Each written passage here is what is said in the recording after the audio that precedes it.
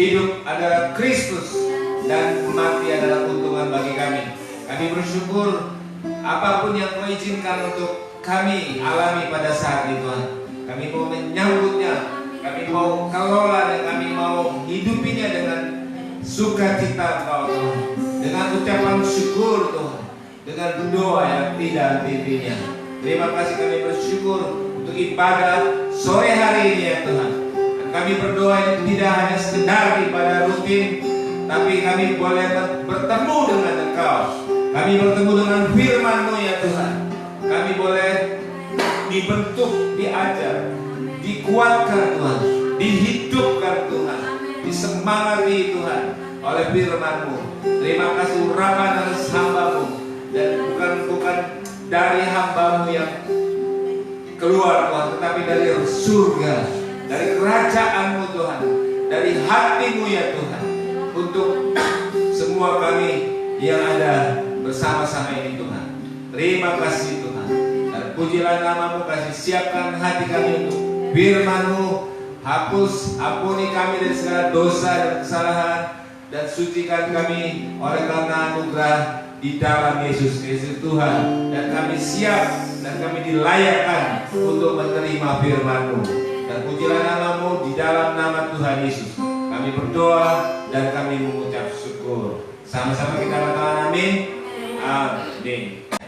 Hari ini kita mau lanjutkan dengan satu topik yang sudah ada di undangan, yaitu Revival Momentum in New Normal. Jadi kita sudah memasuki masa New Normal ya, yang berkaitan dengan COVID-19 ini. Apa maksudnya New Normal? Maksudnya New Normal ya, karena COVID-19 belum ada vaksinnya, walaupun sedang dibuat tapi belum ya fit untuk bisa disebarluaskan ke seluruh dunia.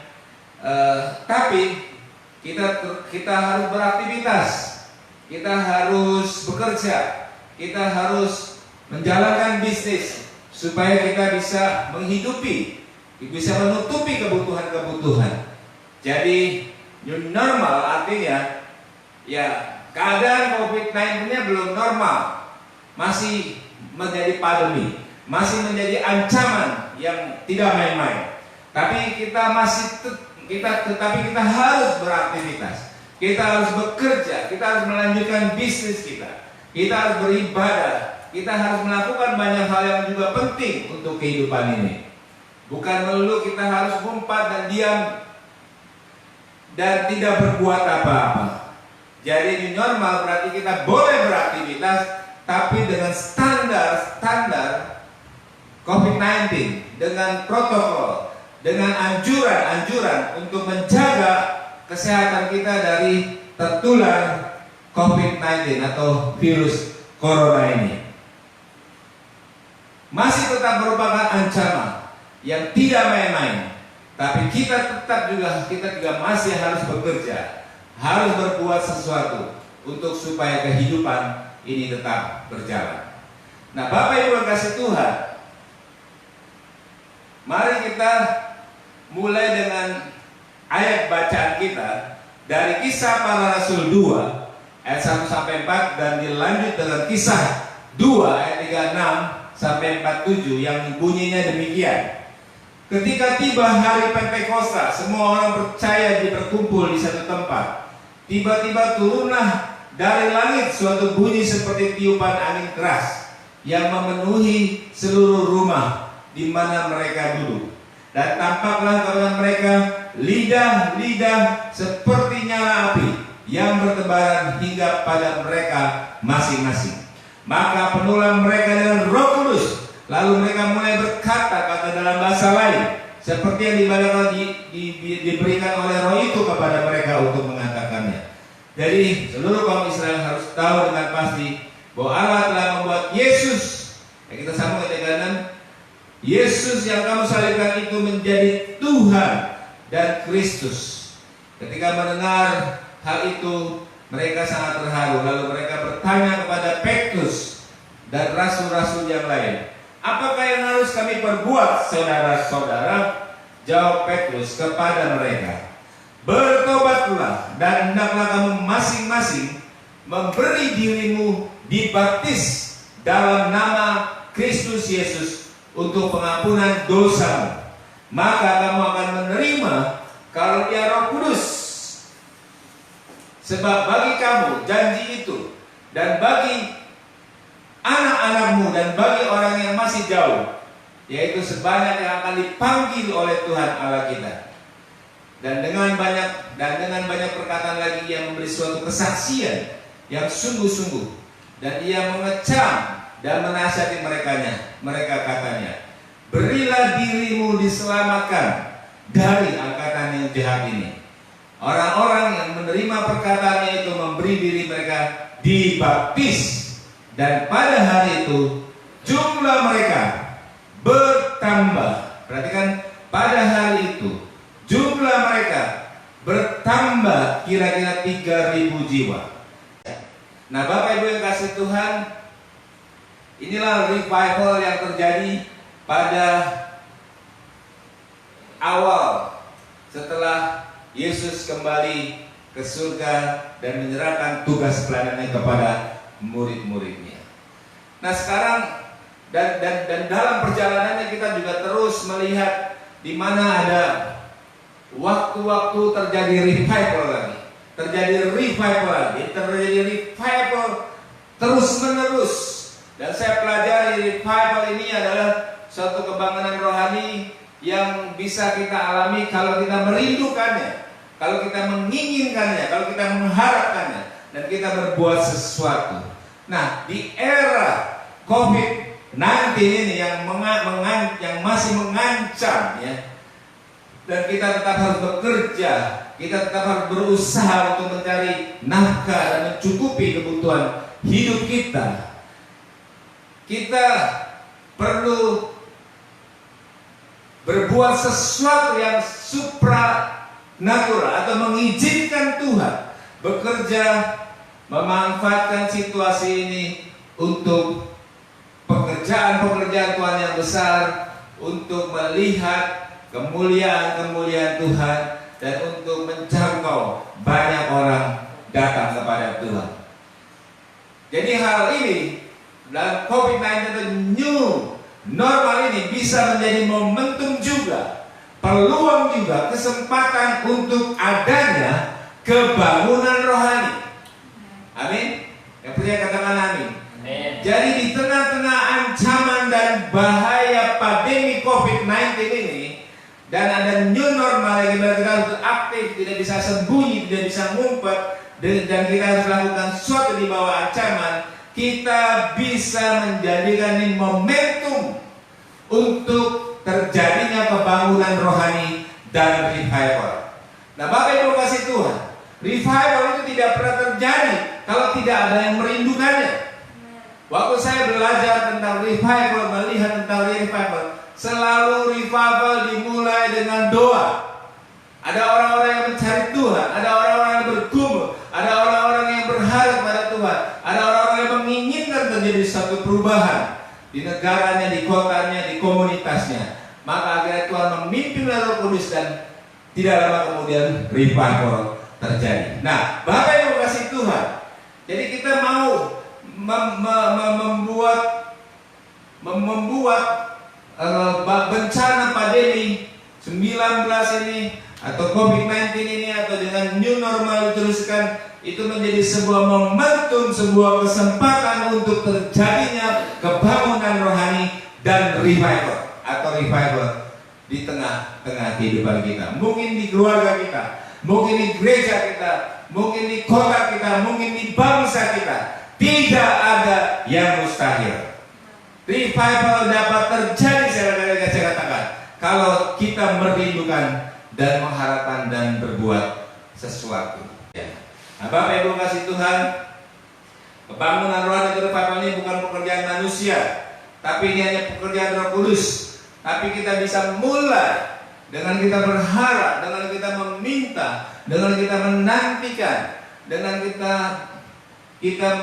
kita membiarkan Roh Kudus tercurah dan turun atas kita.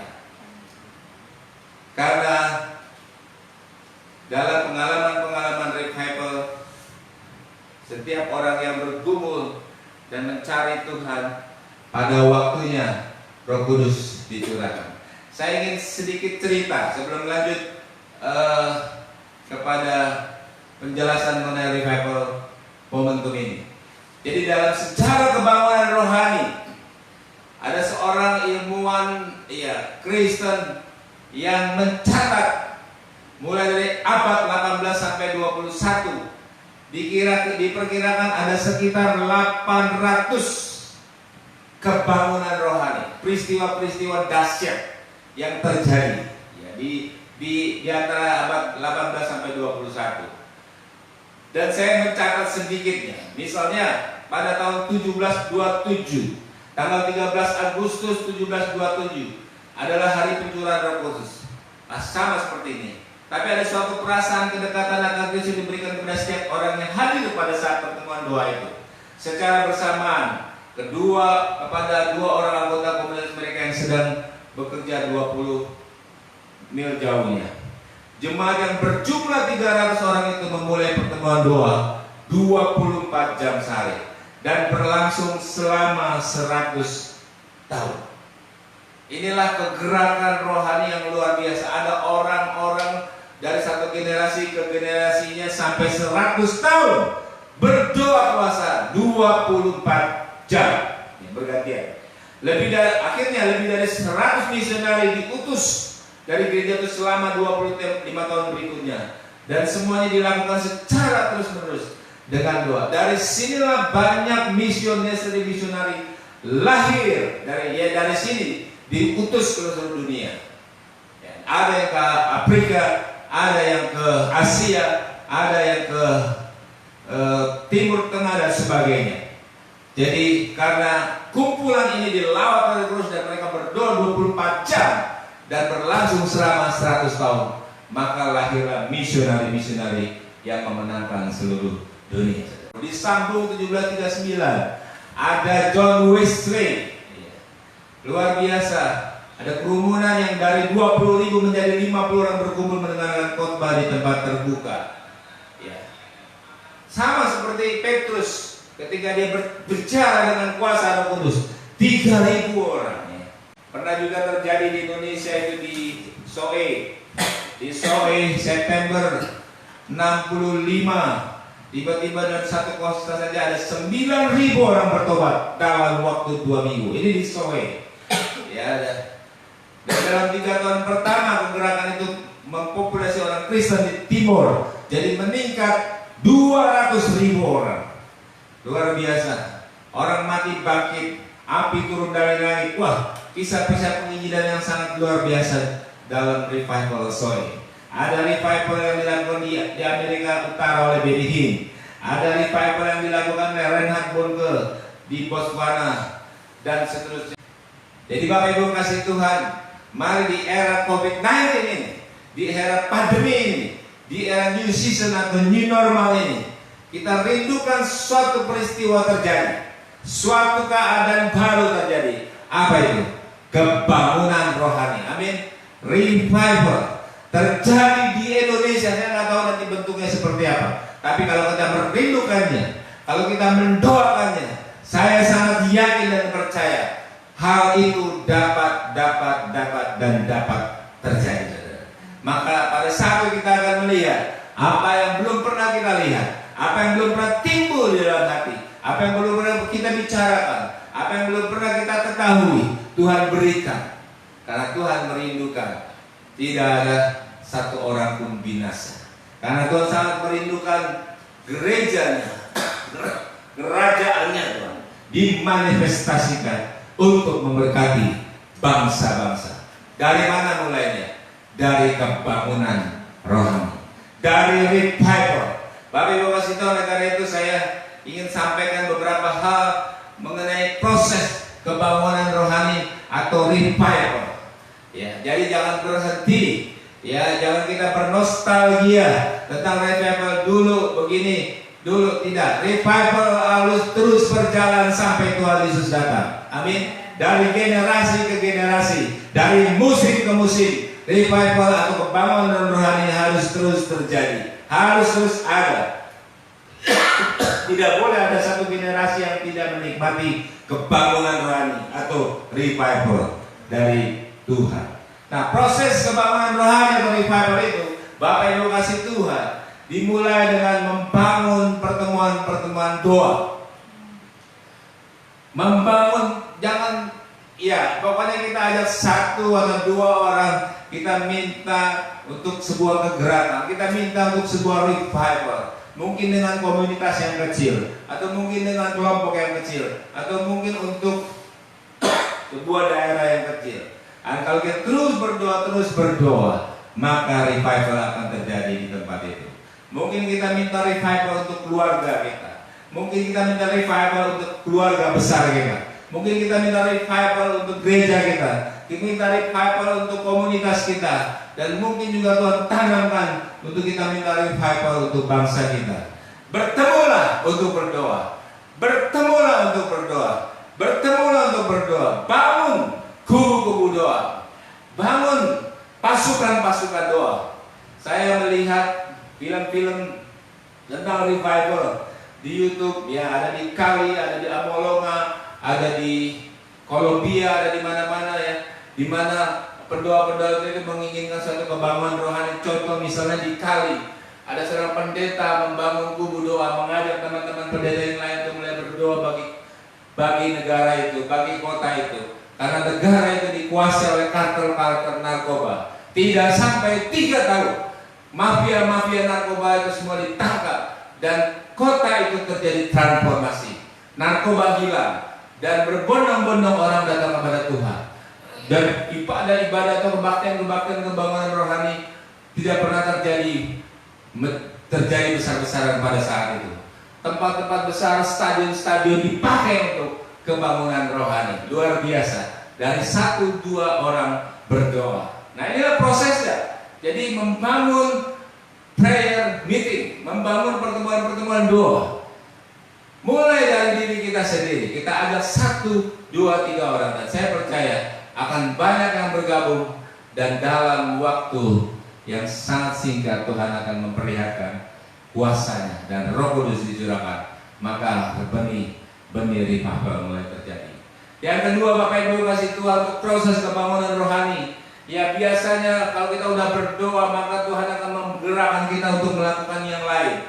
Yang kedua, biasanya akan ada evangelist movement, ada gerakan penginjilan. Maka kita akan dibakar oleh Tuhan untuk menginjili, untuk memberitakan kabar baik kepada siapapun. Ya, kita akan dibawa, dipimpin oleh Roh Kudus untuk menyampaikan berita tentang pertobatan, berita tentang keselamatan kepada siapapun. Dan ini dijadikan sebuah gerakan dari 2 orang, 10 orang, 20 orang, 100 orang, 1000 orang, 10.000 orang. Maka tempat itu akan dipenuhi dengan api Tuhan, dan terjadi sebuah kebangunan rohani di kota itu. Jadi akan ada banyak orang bertobat di jalan-jalan, di tempat-tempat hiburan malam, dan dimanapun, karena mereka mendengar Injil dan mendengar kabar baik dari banyak orang. Yang kedua, Bapak, yang kedua. Yang ketiga, Bapak Ibu kasih Tuhan, maka kita akan mulai dibawa juga oleh Tuhan, atau kita merencanakan sesuatu untuk mission action. Jadi kita mulai menjangkau cross culture, jadi lintas budaya, lintas kota, lintas negara, lintas bangsa. Saya perhatikan dalam sejarah revival atau sejarah kebangunan rohani, orang-orang yang dipakai Tuhan untuk revival itu mulai memikirkan untuk bangsa yang lain, untuk negara yang lain, untuk negeri yang lain yang mungkin jauh. Ada orang Eropa ke Asia, ada orang Amerika ke Asia, ke Cina, ke tempat dan sebagainya. Sekarang zaman-zaman sekarang ada kebalikannya sedikit. Ada orang Asia ke Eropa, ada orang Asia ke Amerika. Ya, itulah proses kebangunan rohaninya. Jadi ada mission action. Dan kita lihat yang tadi sekitar tahun 17-an, ada 100 tahun orang-orang yang dalam kelompok mereka mengirim utusan-utusan. misionari-misionari. Ya, yang ada bahkan di Indonesia pun ada misionari-misionari dari mereka. Jadi kalau bicara proses kebangunan rohani, kita harus berdoa, tapi nggak cukup berdoa.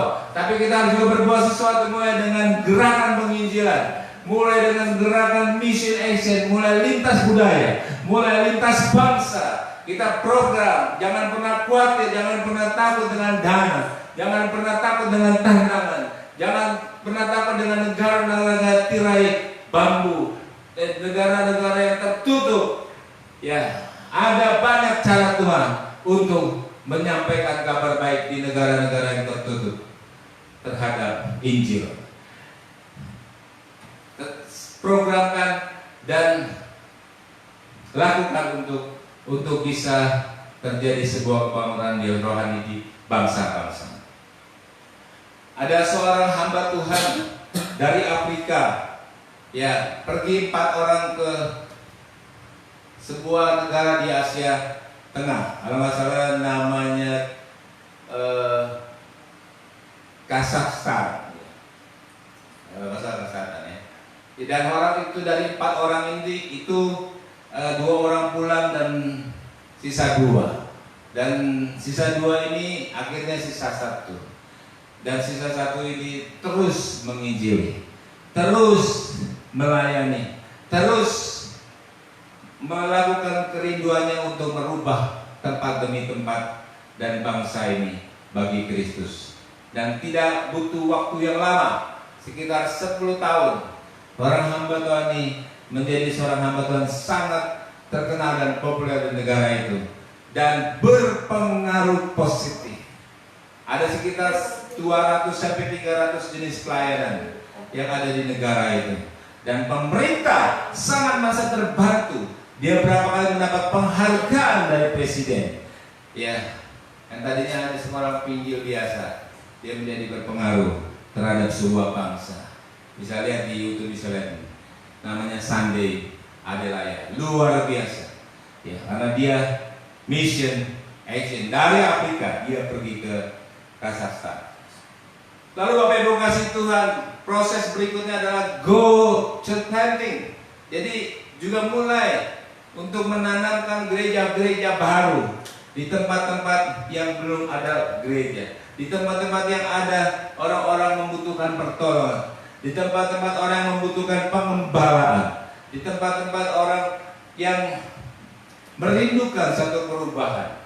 Jadi gereja perlu merancang untuk terus menanamkan satu gereja baru. Gereja harus melahirkan gereja-gereja baru.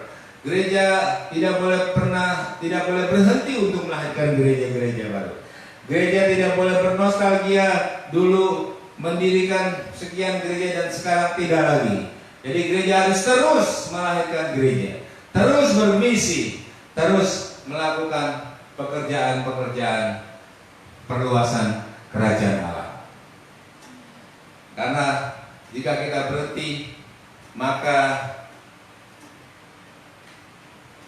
kita kehilangan kesempatan untuk memenangkan jiwa sebanyak mungkin. Jadi ini bagian dari proses untuk bangunan rohani atau revival. Yang berikut proses yang berikut adalah kita mulai memerhatikan dan menolong orang-orang yang membutuhkan.